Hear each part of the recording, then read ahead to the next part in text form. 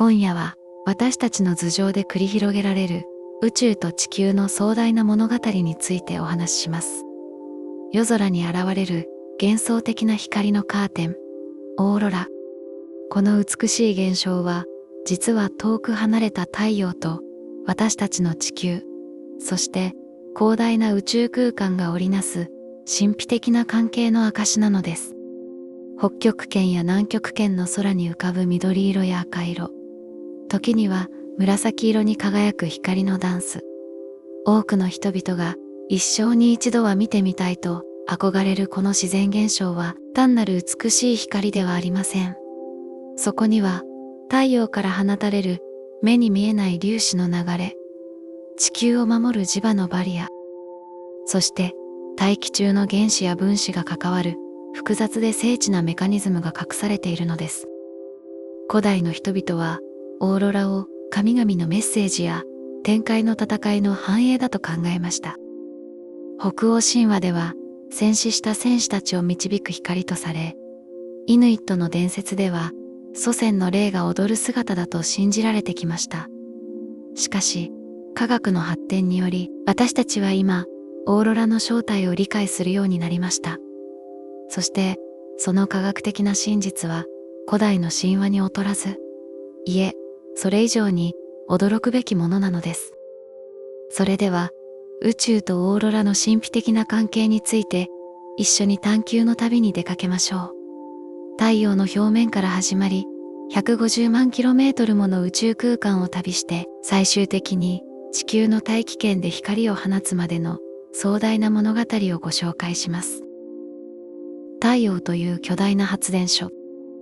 オーロラの物語は太陽から始まります。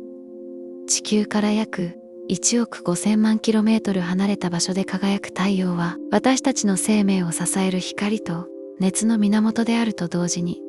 オーロラを生み出す根本的な原因でもあります。太陽の中心部では想像を絶する高温と高圧の環境下で核融合反応が起こっています。温度は約1500万度、圧力は地球の大気圧の2000億倍以上という極限状態です。この環境下で水素原子がヘリウム原子に変換される際に膨大なエネルギーが放出されます。このエネルギーが太陽を輝かせ熱を生み出しているのです。しかしオーロラと深く関わっているのは太陽の表面、つまり光球と呼ばれる層とその外側です。太陽の表面温度は約5500度で中心部に比べればはるかに低いのですが、それでも鉄を溶かすのに十分な高温です。この表面は決して静かではありません。常に激しく動き回り、時には巨大な爆発を起こします。太陽の表面には黒点と呼ばれる暗い斑点が現れます。これは周囲よりも温度が低い領域で約3800度程度です。黒点は太陽の強力な磁場が集中している場所で、この磁場の活動がオーロラを生み出す重要な鍵となるのです。太陽の活動には周期があります。約11年ごとに活動が活発になったり、穏やかになったりを繰り返しているのです。活動が活発な時期には、太陽の表面に多くの黒点が現れ、様々な爆発現象が頻繁に起こります。この太陽活動の極大期には、地球でもオーロラが頻繁に観測されるようになります。逆に、太陽活動が穏やかな極小期には、オーロラの出現頻度も減少します。太陽の表面では、フレアと呼ばれる巨大な爆発現象が発生します。太陽フレアは、磁場のエネルギーが急激に解放される現象で、わずか数分から数十分の間に水素爆弾数百万個分ものエネルギーを放出します。この爆発により、強力な X 線や紫外線、そして高速の過電粒子が宇宙空間に放出されるのです。さらに、太陽の表面からはコロナ質量放出と呼ばれる現象も起こります。これは太陽の外層大気であるコロナから数十億トンもの物質が宇宙空間に放出される現象です。この巨大な磁気の雲は時速数百万キロメートルという猛スピードで宇宙空間を進んでいきます。太陽風という宇宙の川。太陽からは常に過電粒子が流れ出ています。これを太陽風と呼びます。太陽風は主に電子と陽子からなる目に見えないプラズマの流れです。太陽の外層大気であるコロナは非常に高温で約100万度から200万度もあります。この高温のため太陽の重力を振り切って粒子が宇宙空間に飛び出していくのです。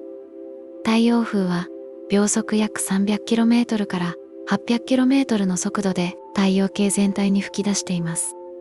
穏やかな時でも太陽からは毎秒約100万トンもの物質が失われているのです。これは驚くべき量に思えますが、太陽の巨大な質量を考えると、この損失は微々たるものです。太陽がこのペースで物質を失い続けても、その寿命に影響を与えることはありません。太陽風の粒子は電気を帯びています。電子は負の電荷を、陽子は正の電荷を持っています。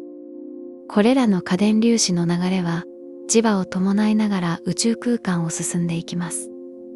太陽の磁場線が太陽風とともに宇宙空間に引き伸ばされ、太陽系全体に広がっていくのです。太陽から地球までの距離は約1億5000万 km ですが、太陽風はこの距離を約3日から5日で到達します。穏やかな太陽風の場合はもう少し時間がかかりますが、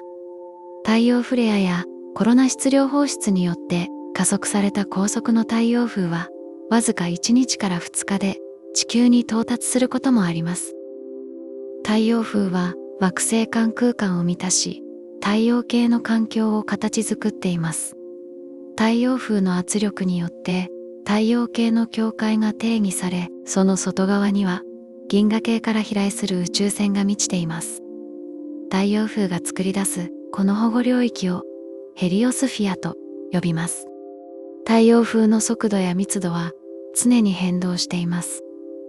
太陽の活動が活発な時期には、より高速で密度の高い太陽風が吹き出します。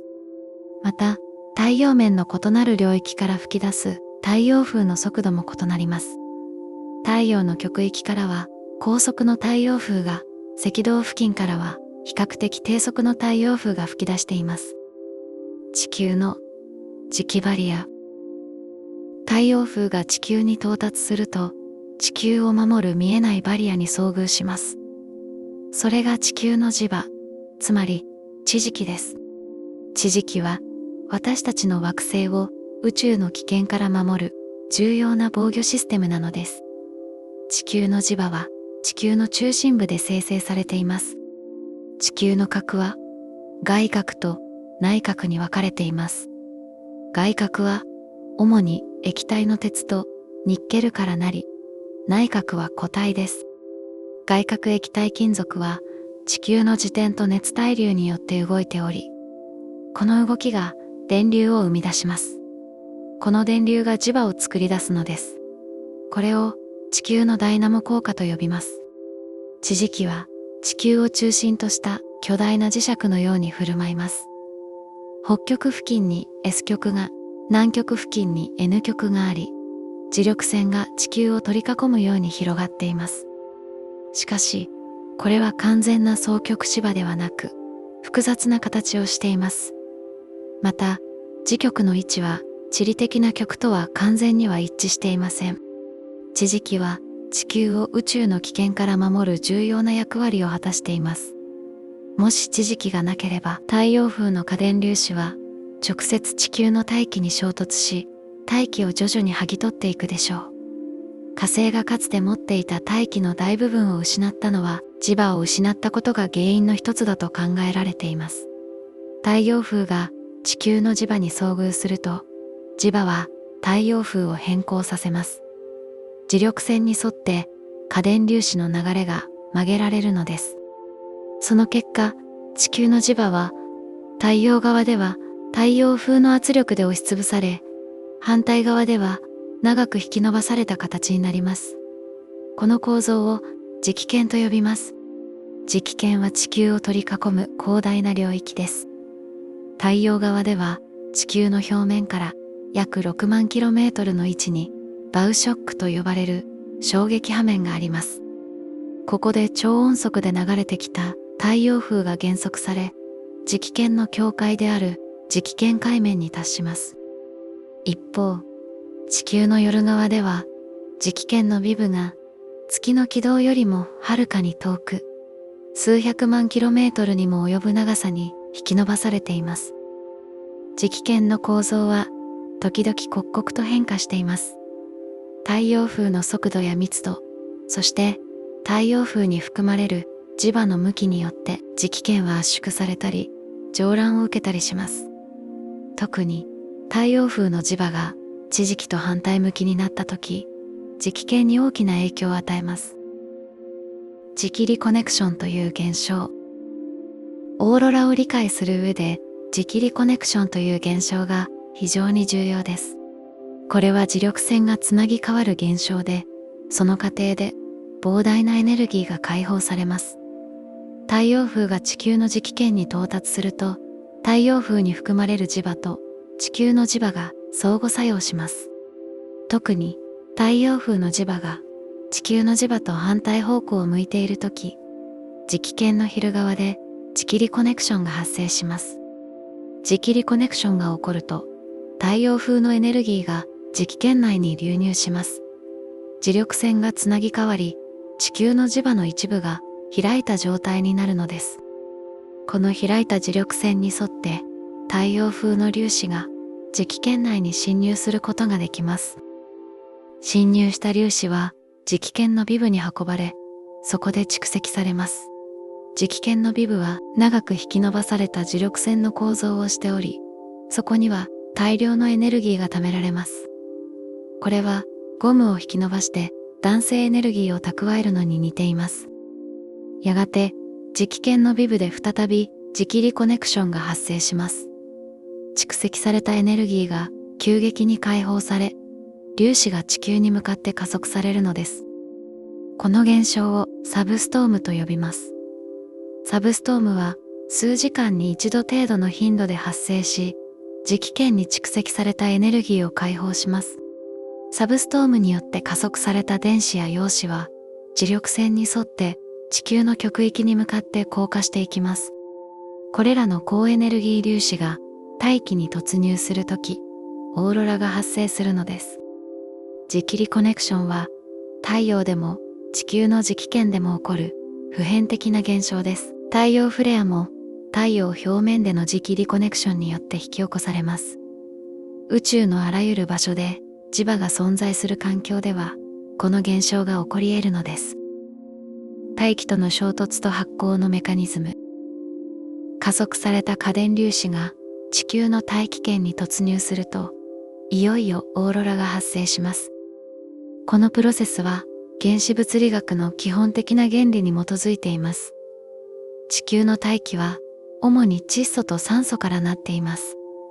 高度約 100km から 500km の領域、つまり熱圏と呼ばれる大気の層でオーロラは発生します。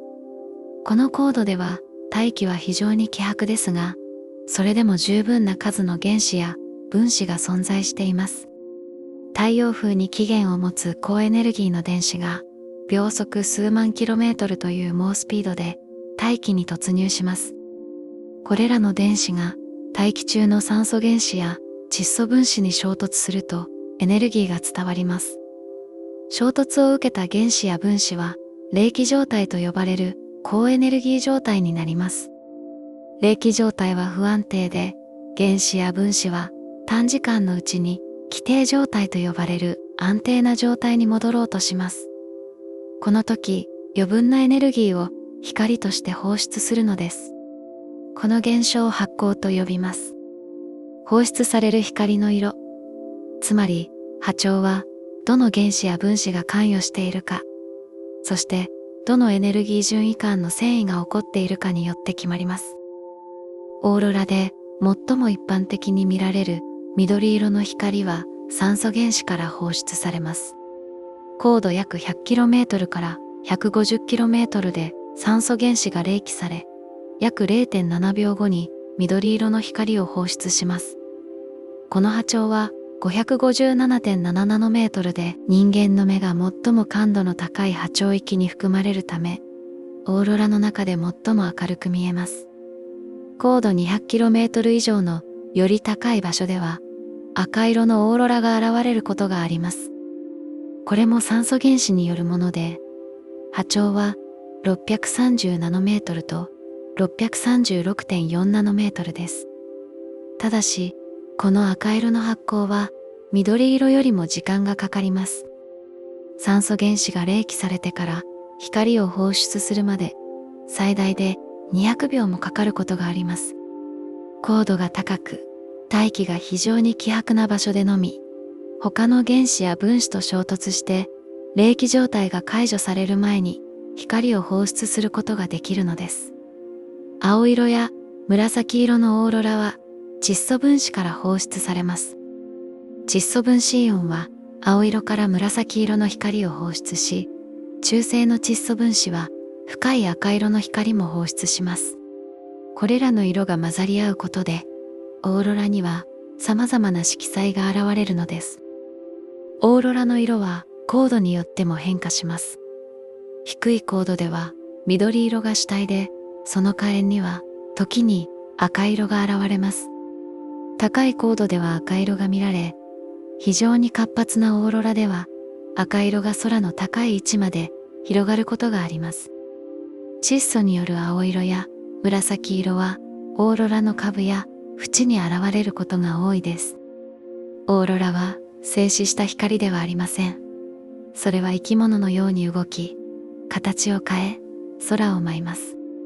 オーロラの形態は磁気圏の状態や降り注ぐ粒子のエネルギーと分布によって決まります。最も一般的なオーロラの形はカーテンのような弧状の構造です。これをアークと呼びます。アークは東西方向に長く伸び、地磁気の緯度に沿って現れます。穏やかなオーロラでは単純な弧が静かに光っています。オーロラが活発になると、カーテンにひだが現れたようにアークに複雑な構造が生じます。これをレイと呼びます。レイは磁力線に沿って伸びる縦の構造で、まるでカーテンの折り目のように見えます。活発なオーロラではこれらのレイが激しく動き回り、波打ち、明るくなったり暗くなったりを繰り返します。コロナと呼ばれる形態もあります。これはオーロラが観測者の真上に来た時に見られる形で、まるで王冠のように、あるいは光の柱が天頂から放射状に広がっているように見えます。これは磁力線に沿って降下する粒子によって作られるオーロラを真下から見上げているために生じる遠近効果です。パッチ状のオーロラも存在します。これは雲のような不規則な形をした光の塊であちこちに現れます。また、パルセーティングオーロラと呼ばれる点滅するオーロラもあります。これは数秒から数十秒の周期で明るくなったり暗くなったりを繰り返すオーロラです。オーロラの動きは磁気圏の変動を反映しています。サブストームが発生すると、オーロラは急激に活発化します。明るさが増し、急速に動き回り、空を覆うように広がります。この時、オーロラは激しく揺れ動き、波のように伝播し、回転するような動きを見せることもあります。オーロラの動きの速度は、時に秒速数十キロメートルに達することもあります。しかし、これはオーロラ自体が移動しているわけではなく、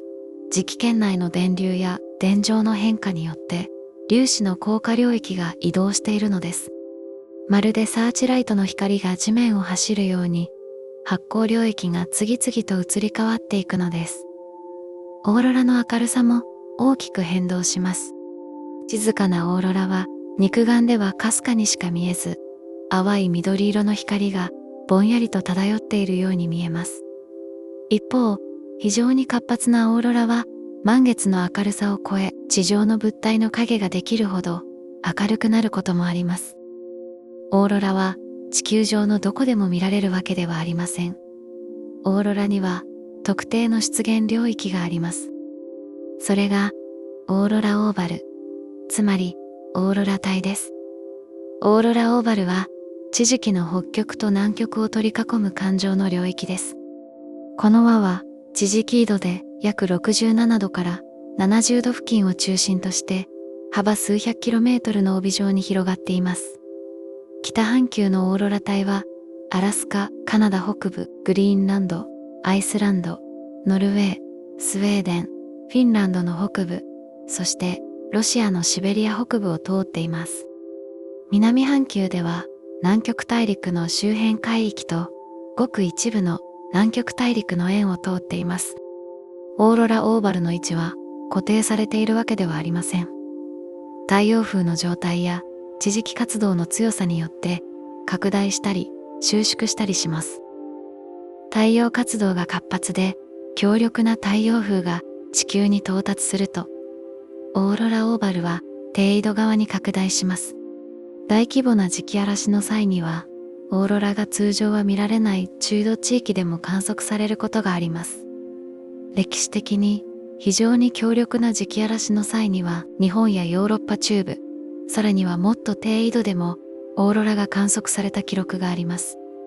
1859年に発生したキャリントンイベントと呼ばれる巨大な磁気嵐の際には、カリブ海でもオーロラが観測されたと言われています。2003年のハロウィンストームの際には、日本の北海道でもオーロラが観測されました。オーロラオーバルの形状も時間とともに変化します。昼側と夜側では磁気圏の構造が異なるため、オーロラの性質も異なります。昼側のオーロラは比較的静かであまり動きません。一方、夜側のオーロラ、特に真夜中付近のオーロラは非常に活動的で明るく激しく動き回ります。なぜオーロラは極域に集中するのでしょうか。それは地球の磁力線の構造によります。磁力線は赤道付近では地球から遠く離れた宇宙空間に伸びており、地表近くではほぼ水平です。一方、極域では磁力線が地球の内部から外に向かってほぼ垂直に伸びています。磁気圏で加速された粒子は磁力線に沿って地球に向かって降下するため、磁力線が地表に向かって伸びている極域に集中するのです。南極と北極のオーロラの対称性。興味深いことに、北半球のオーロラ、つまり北極光と南半球のオーロラ、つまり南極光は互いに対応しています。これをオーロラの協約性と呼びます。地球の磁力線は北半球と南半球を結んでいます。ある磁力線の一端は北極域に、もう一端は南極域につながっています。磁気圏で加速された粒子は同じ磁力線に沿って北半球と南半球の両方に同時に降下します。そのため北半球と南半球で同時に、そしてほぼ同じパターンのオーロラが発生するのです。人工衛星による観測によって北半球と南半球のオーロラが驚くほど似た形状と動きを示すことが確認されています。まるで鏡に映したように両半球でオーロラが同期して変化するのです。もちろん完全に同一というわけではありません。地球の磁場は完全に対称ではなく、また太陽風との相互作用も完全に対照的ではないため、細かな違いは存在します。しかし大規模な構造や時間変化は両半球で非常によく対応しています。北半球でサブストームによってオーロラが活発化すると、同時に南半球でも同様の活発化が見られます。このことはオーロラが磁気圏全体のグローバルな現象であることを示しています。南半球のオーロラは人口の少ない地域や海洋上に現れるため、北半球のオーロラほど頻繁に観測されません。しかし、人工衛星や南極の観測基地からの観測によって南極光の研究も進んでいます。南極のオーロラは北極のオーロラと同じくらい美しく神秘的です。オーロラと音の関係。オーロラを見た人々の中には音を聞いたと報告する人がいます。パチパチという音、シューシューという音、あるいはサラサラという音。しかし、オーロラの音については長い間科学的な議論の対象となってきました。オーロラは高度 100km 以上で発生します。この高度では大気は非常に希薄で音波はほとんど伝わりません。また、音は空気を伝わって届くため 100km 以上離れた場所で発生した音が地上に届くには数分かかるはずです。しかし、オーロラの音を聞いたという報告はオーロラの動きと同期していると言われます。近年の研究によってオーロラに伴う音の一部は実際に存在する可能性が示されています。その正体は地表近くで発生する静電気的な放電現象ではないかと考えられています。オーロラが活発な時、地球の電波が変化します。この電波の変化が地表に達すると、地表近くの物体、例えば草や木の枝、あるいは人の髪の毛などに電荷が蓄積されることがあります。この電荷が放電する際に微弱な音が発生する可能性があるのです。フィンランドの研究者が行った実験では、オーロラが活発な時に地表付近で電波の変動を検出し、同時に音を録音することに成功しました。この音は地表から数十メートルの高さで発生していると推定されました。ただし、すべてのオーロラの音がこの現象で説明できるわけではありません。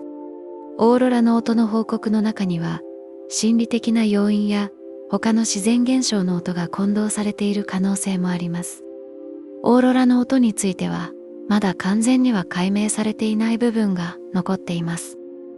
他の惑星のオーロラ。オーロラは地球だけの現象ではありません。太陽系の他の惑星でもオーロラが観測されています。磁場を持つ惑星であれば、原理的にオーロラが発生する可能性があるのです。木星では非常に強力なオーロラが観測されています。木星は太陽系最大の惑星で、地球よりもはるかに強力な磁場を持っています。木星のオーロラは地球のオーロラよりも桁違いに明るく、エネルギーも大きいです。木星のオーロラは主に紫外線で輝いており、ハッブル宇宙望遠鏡などによって観測されています。木星のオーロラには地球とは異なる特徴もあります。木星の衛星イオは活発な火山活動によって大量の物質を放出しており、この物質が木星の大気圏に供給されます。イオから放出される硫黄や酸素のイオンは木星の強力な磁場によって捕捉され、巨大なプラズマトーラスと呼ばれる環状の領域を形成します。このプラズマトーラスは木星のオーロラ活動の主要なエネルギー源となっています。地球のオーロラが主に太陽風によって引き起こされるのに対し、木星のオーロラは自転エネルギーと衛星からの物質供給という内部要因が大きく関与している点で異なります。木星は約10時間という驚異的な速さで自転しており、この高速回転が大気圏内のプラズマを加速させ、極域へと導きます。その結果、木星のオーロラは地球よりもはるかに明るく、紫外線領域では地球の100倍以上のエネルギーを放出することもあります。宇宙空間から降り注ぐ過電粒子と惑星の磁場が織りなすオーロラは、宇宙と地球の深いつながりを示す壮大な光のショーです。科学的な理解が進む一方で、その美しさは今も私たちに宇宙の神秘と自然の脅威を感じさせ、探求心を刺激し続けています。ここからはソルフェジオ周波数 528Hz でごゆっくりお休みください。明日も素敵な一日になりますように。